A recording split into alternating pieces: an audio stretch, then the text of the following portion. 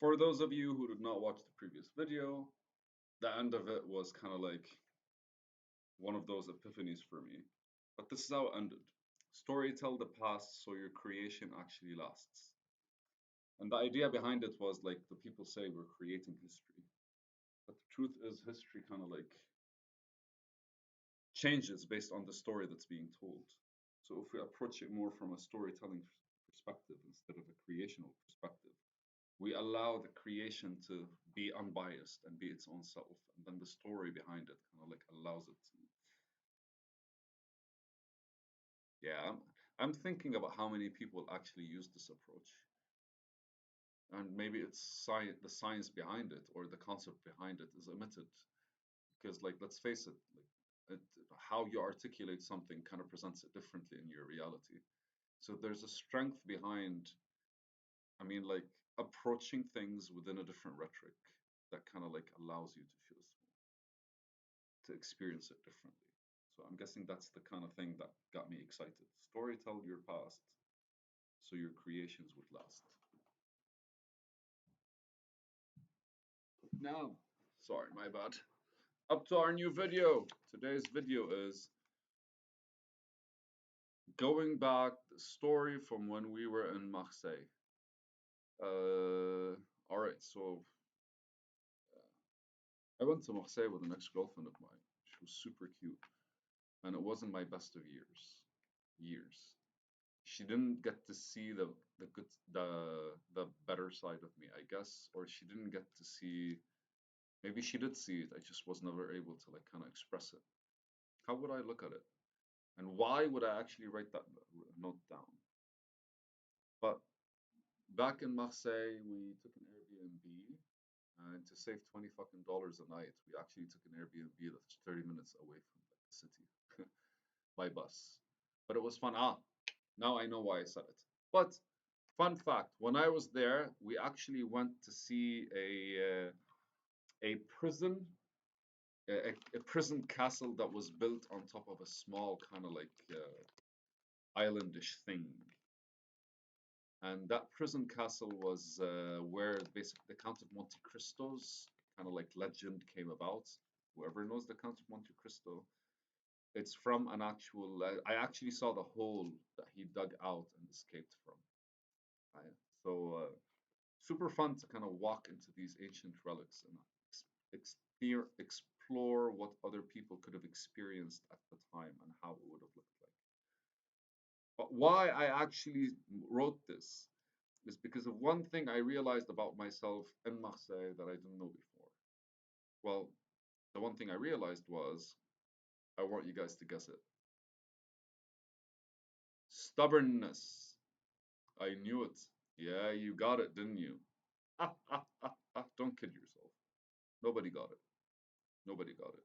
Where the fuck would me going visiting someplace random in the middle south of Paris, south of France, would bring about like this guy realized how stubborn he is. I actually realized it a while back.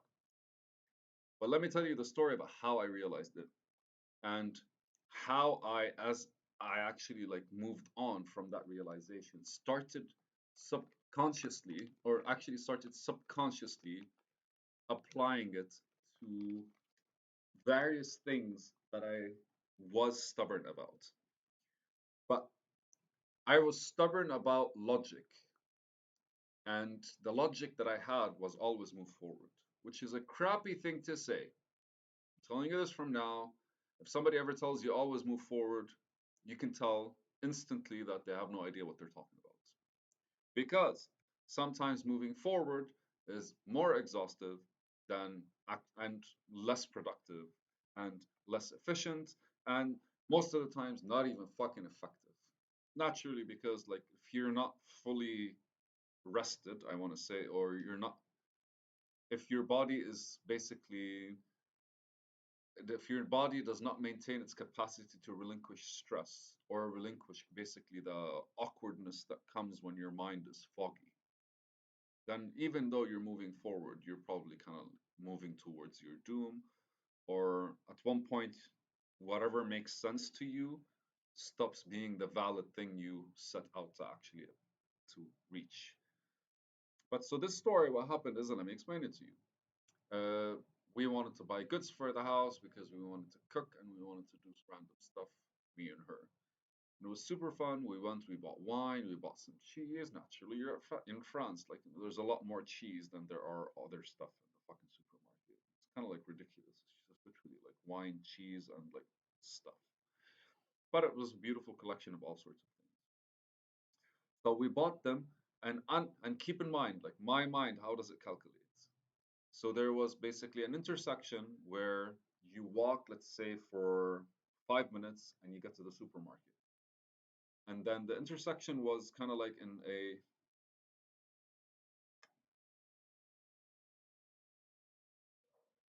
I want you to imagine three lines, each pointing in a different direction. So there's one road which I knew would take us home. And that's where the bus would go for us to get home, right? But then that intersection, I either go towards the actual supermarket and we get stuff. But when we come back, the bus stop is about 7 minutes after the intersection, but in the opposite direction. So the road to go home, the bus stop is in the opposite direction. Now, the whole quest to keep moving forward and my stubbornness literally did not make me, did give me a sense to account for what? It did not give me a sense to account for bus stops.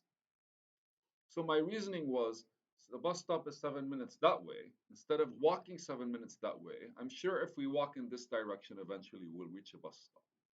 We walked for 30 fucking minutes and then walked back to the same bus stop in order to take the bus because it took me 30 fucking minutes of walking and walking. My God, that woman was patient with me. I walked in the direction of my house because it made more sense to catch the next bus stop closer to my house, forgetting the fact that I'd be walking and wasting time. And the stubbornness that I had was based on a weak assessment. And why do I say weak? Let's not say weak, let's say incomplete. My assessment was simple. If this is where my house is, any bus stop closer towards that direction would mean it's a more efficient and effective way to reach the house. We were 1 hour and 20 minutes late to reaching the house. And the entire mood was fucking shot, man. I cannot explain it to you. I was in the bad mood. She kept actually trying to be cute about it, and again, like I can't stress how amazing she was. But I kind of like screwed myself over and got pissed that I screwed myself over, that I fucked the entire night. It doesn't matter. I remember like we ended up watching like some form of movie. I ended up kind of like toning down a bit and forgetting what happened that day. But again, like, dude, like horrible experiences like those are mainly self made because you get to dictate your mood, you get to dictate your stuff. But going back to stubbornness, like, I realized how fixated I was that the decision I made was the right decision to go in the direction of the house and seek the next bus stop instead of in a fucking country where I know nothing of, right? It was just like all hypothetical. And I'm like, oh, I got this kind of shit. Arrogance and all kinds of stuff. So we ended up walking 30 minutes, then walking back 30 minutes while carrying all sorts of shit that we got to the house. And by the time I got to the bus, I was just kind of like super excited for nothing. Just excited that I, I don't know. I really felt like a tool. I'm laughing at myself, but I really felt like a tool. And the stubbornness I had was literally just I made the right decision. I made the right decision. It wasn't the right decision, but I was stubborn about it. And my decision making process was completely misguided, right? And was completely like inaccurate. And there were a lot of variables that I could have considered, but I chose not to, or I just couldn't at the time for whatever fucking reason. And by the end of it, I was very much kind of like, whatever I sought out to do, I wouldn't want to say derailed, but you can tell how when your energy goes a whack all over the place, how things kind of move. And it only took me 30 minutes to go back and assess and kind of like go back on my word. But then again, I should have been able to calculate, to look at different kinds of risks from the beginning before I actually jumped into the decision. For some reason, this made it as a note. And now that it made it as a note, it means at one point I was making a decision and I kind of like, this came to me. So I was making a decision or I was moving in a direction or I was probably telling a story and this came to me and I wrote it as a note instantly because I was like, what if? And I remember, I definitely like when I went back and I was thinking about Marseille, I was thinking about like certain parts of it. It's like my mind was telling me, hey, dude, just remember that time. And for some reason, it wanted me to remember that time. And this is a very valid reason to remember that time. This is a valid reason for me to remember. This is a valid point in my memory that is justifiable to kind of like utilize over and over again and learn from it over and over again.